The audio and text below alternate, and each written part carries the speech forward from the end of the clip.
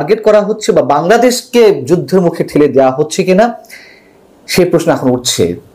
কারণ হচ্ছে ভারত পাকিস্তানের এই উত্তেজনার মধ্যে একদিকে ভারত থেকে বাংলাদেশি বলে বিভিন্ন জনকে পুশ ইন করা হচ্ছে বাংলাদেশের মধ্যে, অন্যদিকে আবার সরকারের কোনো কোনো উপদেষ্টা বা সাবেক ছাত্র সমন্বয়কদের কেউ কেউ দেশের সার্বভৌমত্বের জন্য সবাইকে ঐক্যবদ্ধ থাকার কথা উচ্চারণ করছেন। কি কারণে? পুশ ইনের কথা যদি বলি, সেটি হচ্ছে যে জাতীয় নিরাপত্তা উপদেষ্টা ডক্টর খলিলুর রহমান তিনি আমাদের পররাষ্ট্র উপদেষ্টার সঙ্গে রুদ্ধদ্বার বৈঠক করেছেন।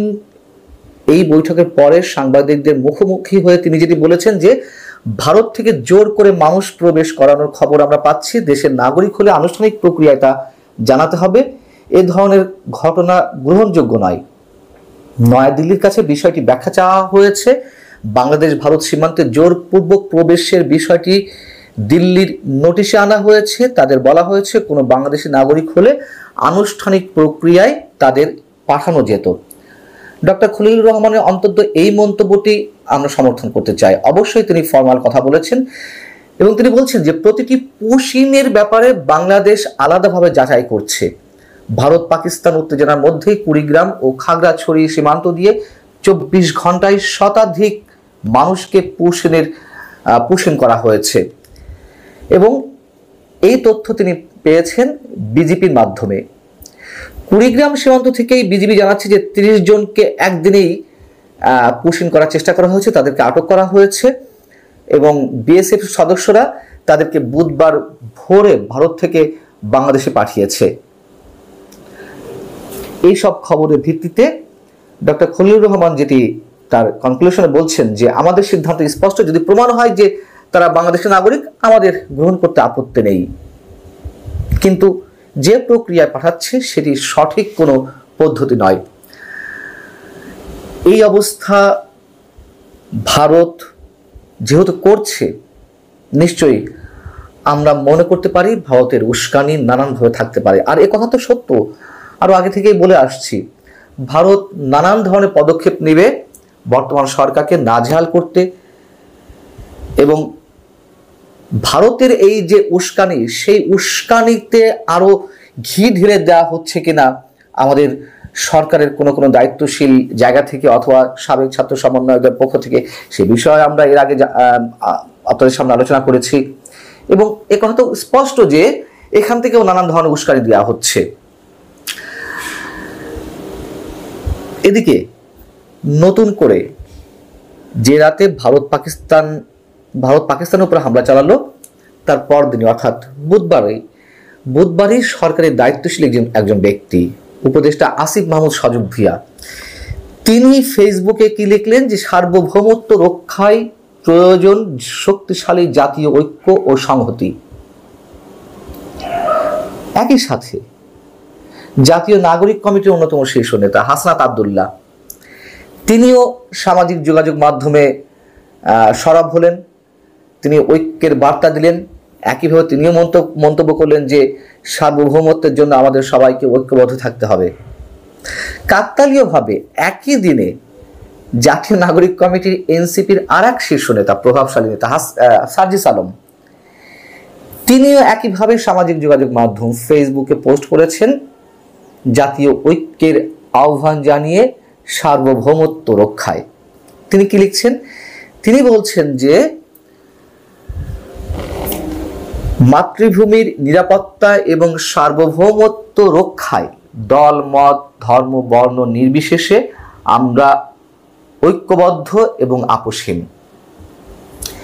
এই কথাগুলো একযোগে তাদের সবার এইভাবে উচ্চারণের কারণটি কি? বিশেষ কিছু ঘটতে যাচ্ছে যে আশঙ্কাগুলো আমরা নানান পর্যায় থেকে গুঞ্জন আকারে শুনছি বা বিভিন্ন জনের বিভিন্ন বক্তব্যে আমাদের মধ্যে আতঙ্ক তৈরি হচ্ছে, আশঙ্কা তৈরি হচ্ছে। এর আগে যদিও তাদের অনেকেই, যাদের নামগুলো বললাম তাদের অনেকেই, তার বাইরেও আমি যে তথ্য উপদেষ্টা বর্তমান মাহফুজ আলম তার কথাও যদি বলি, সরাসরি তো বলেছেন যে 7 সিস্টার দখল করতে হবে। ভারতের মধ্য থেকে যেমন এই ধরনের উস্কানিমূলক বক্তব্য নানান পর্যায় থেকে দেওয়া হচ্ছে দায়িত্বশীল জায়গা থেকে, আমরা সেগুলো প্রতিবাদ করছি। আবার আমাদের এখান থেকেও যারা এই ধরনের কথাবার্তা বলছেন আমরা সেগুলোর প্রতিবাদ করছি। মানুষ আতঙ্কিত হচ্ছেন, আশঙ্কায় উদ্বিগ্ন হচ্ছেন। সেই ধরনের কথা এই মুহূর্তে বলা না হলেও একযোগে সার্বভৌমত্ব রক্ষার কথা বলা হচ্ছে। এর কারণটি কি?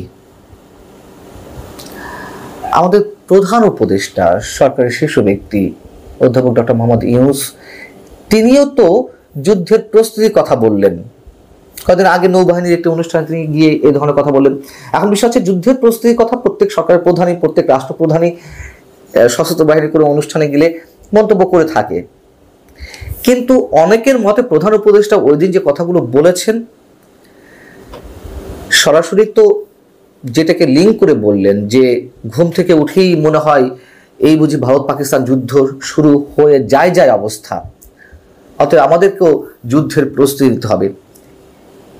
তিনি নিশ্চয়ই অহেতুক এই মন্তব্যটি করেননি, বা অহেতুক কোনো মন্তব্য করার মতন ব্যক্তি তিনি নন, কিংবা সেই ধরনের কোনো পদেও তিনি নিশ্চয়ই নেই যে যেমন একটি বক্তব্য করে দিলাম। যেহেতু ভারত পাকিস্তানের উত্তেজনাকে কেন্দ্র করে তিনি এই কথাটি বলেছেন, সেই জায়গা থেকেই আমরা তখন থেকে মন্তব্য করছি এগুলো কোনো উস্কানিমূলক বক্তব্য নাকি তাদের কাছে কোনো ইনফরমেশন আছে ভারত অ্যাটাক করবে, ভারত বাংলাদেশে আক্রমণ চালাবে, আমরা এগুলো কিছুই জানি না। তবে আমরা আশঙ্কা করতে পারি, আমরা আতঙ্কে উদ্বিগ্ন হতে পারি। আমাদের দায়িত্বশীল জায়গা থেকে আরো অনেকেই এ ধরনের মন্তব্য করে যাচ্ছেন এবং অনেকে বলেন যে একটা যুদ্ধের প্রয়োজন আছে বাংলাদেশে এই মুহূর্তে অনেকের জন্য, যার যার স্বার্থের জায়গা থেকে এই যুদ্ধটা খুব প্রয়োজন, যার যা বলতে বিশেষ একটি গোষ্ঠীর। আমরা জানি না সেই দিকে ভারত নিয়ে যাচ্ছে নাকি আমরা ভারতকে আমন্ত্রণ জানাচ্ছি বাংলাদেশকে আক্রমণের জন্য। এগুলো হিসেব করলে অনেক কিছুই মিলে যায়। বাংলাদেশের সামনে আসলেই কোনো ভয়ঙ্কর দিন অপেক্ষা করছে কিনা সেটি ভেবে প্রতিটি মানুষ উদ্বিগ্ন। আমরা অপেক্ষায় রইলাম, নিশ্চয়ই ভয়ঙ্কর কোনো কিছুর জন্য নয়। আমাদের সবার শুভ